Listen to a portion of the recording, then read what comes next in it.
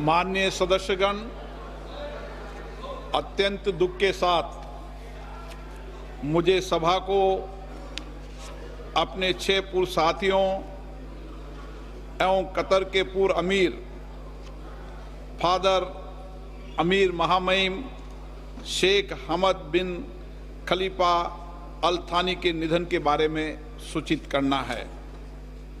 श्री नादेन दला भास्कर राव अविभाजित आंध्र प्रदेश के खम्मम संसदीय निर्वाचन क्षेत्र से, जो अभी तेलंगाना में है, 12वीं लोकसभा के सदस्य थे। वे उद्योग संबंधी संसदीय स्थायी समिति के सदस्य भी रहे।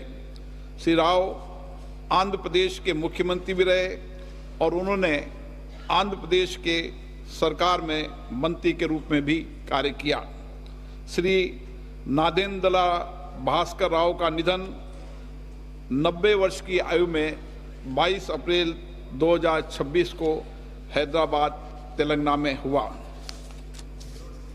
श्रीमती ओमवती देवी उत्तर प्रदेश के बिजनौर संसदीय क्षेत्र से 12वीं लोकसभा की सदस्य थी। वे श्रम कल्याण संबंधी संसदीय स्थायी समिति की सदस्य रही। इससे पूर्व वे 4 कार्यकालों के लिए उत्तर प्रदेश विधानसभा की सदस्य भी रही। उन्होंने उत्तर प्रदेश सरकार में मंत्री के रूप में अपनी सेवाएं दी।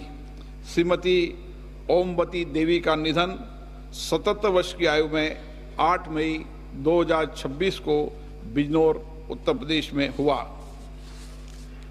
श्री सुधांशु शील पश्चिम बंगाल के कोलकाता उत्तर पश्चिम संसदीय क्षेत्र से 14वीं लोकसभा के सदस्य थे। वह शहरी विकास संबंधी संसदीय स्थायी समिति के सदस्य थे। इससे पूर्व पश्चिम बंगाल विधानसभा के सदस्य भी रहे। श्री सुधांशु शील जी का निधन 81 वर्ष की आयु में 14 मई 2026 को कोलकाता पश्चिम बंगाल में हुआ। मेजर जनरल भुवन चंद खंडूरी उत्तराखंड के गढ़वाल संसदीय निर्वाचन क्षेत्र से 10वीं, 12वीं, 13वीं, 14वीं और 16वीं लोकसभा के सदस्य थे। वे रक्षा संबंधी संसदीय समिति तथा वित्त संबंधी संसदीय समिति के सभापति भी रहे। वह अन्य कई संसदीय समितियों में भी अपनी सेवाएं दी।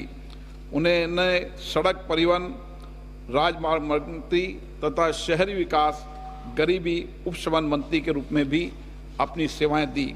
श्री खंडूरी जी 2 बार उत्तराखंड के मुख्यमंत्री भी रहे।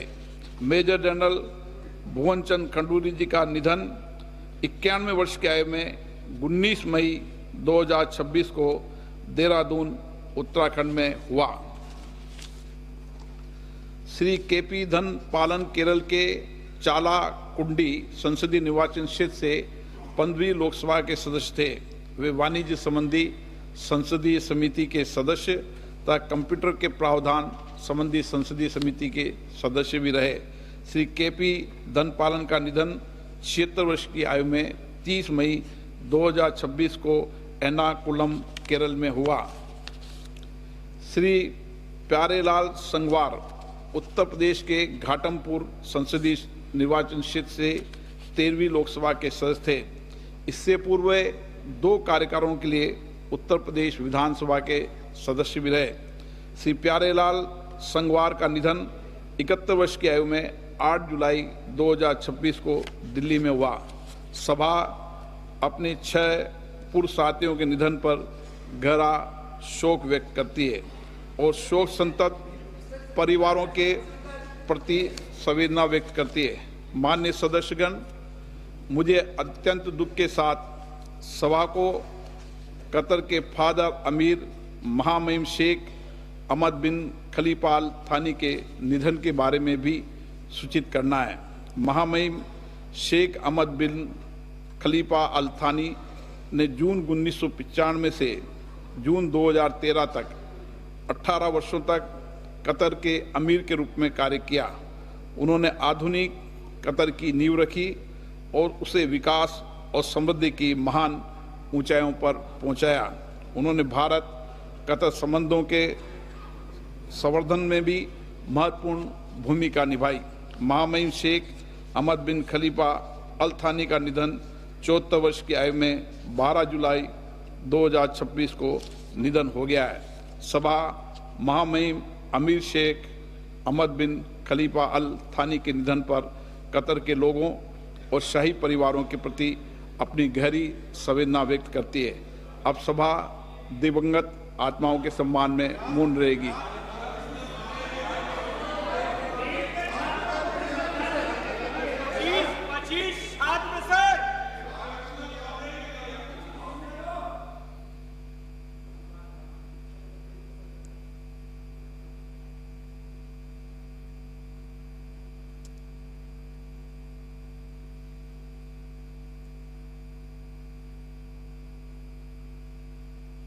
ओम शांति।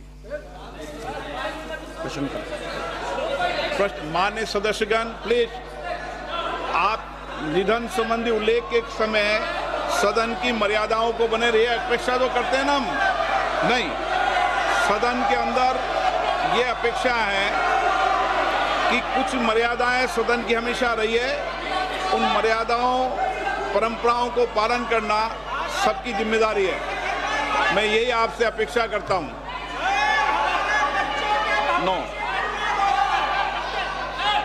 मेरी सदन में हमेशा ये अपेक्षा रहेगी कि सदन की परंपरा और प्रतिष्ठा को बनाए रखें। मैं सबको उचित समय देता हूं, सार्थक चर्चा हो, संवाद हो, तर्क हो, इसके लिए संसद है।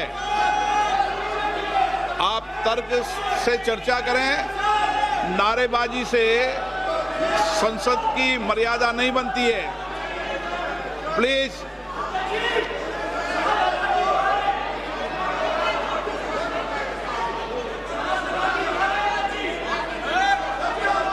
प्रश्नकाल। प्रश्न नंबर 1 धवन लक्ष्मण भाई पटेल। धवन लक्ष्मण भाई पटेल। प्रश्न नंबर 1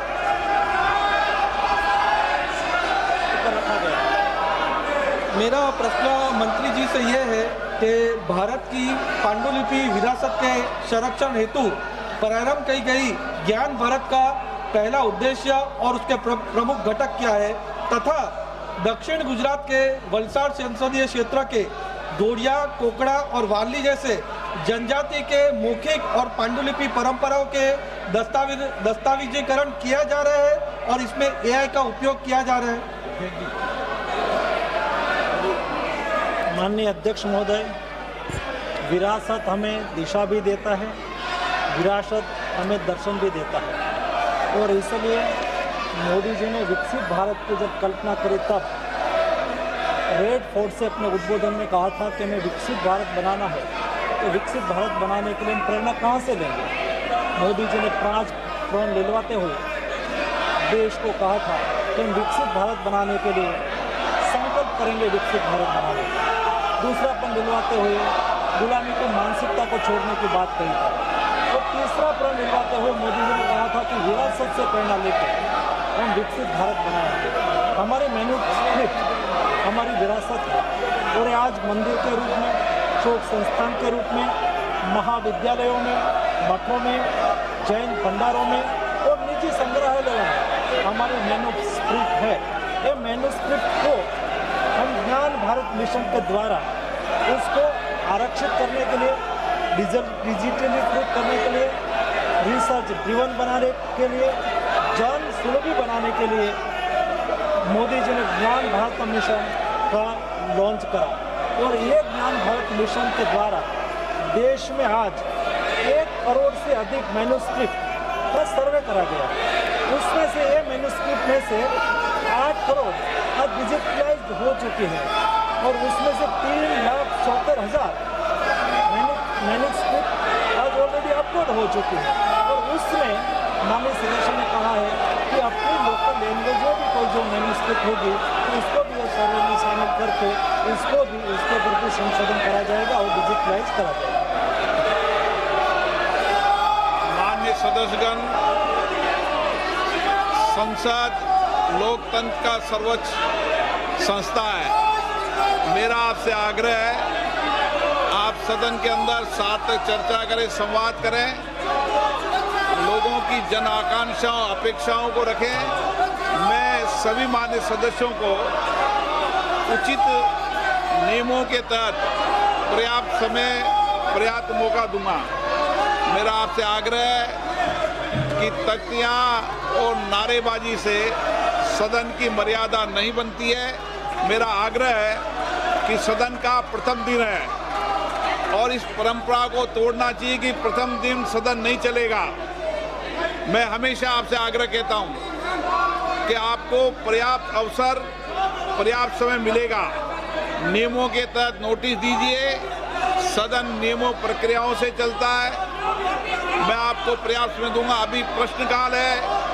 प्रश्नकाल के अंदर नारेबाजी करना, तख्तियां लहराना उचित नहीं है। आप सब वरिष्ठ सदस्य हैं, प्लीज आपसे आग्रह है कि अपनी सीट पर बैठें, सदन चलाने में सहयोग करें। सदन नहीं चलाना चाहते, प्रश्नकाल नहीं चलाना चाहते, चर्चा नहीं करना चाहते, सदन की कार्रवाई आज 12 बजे तक के लिए स्थगित की जाती है।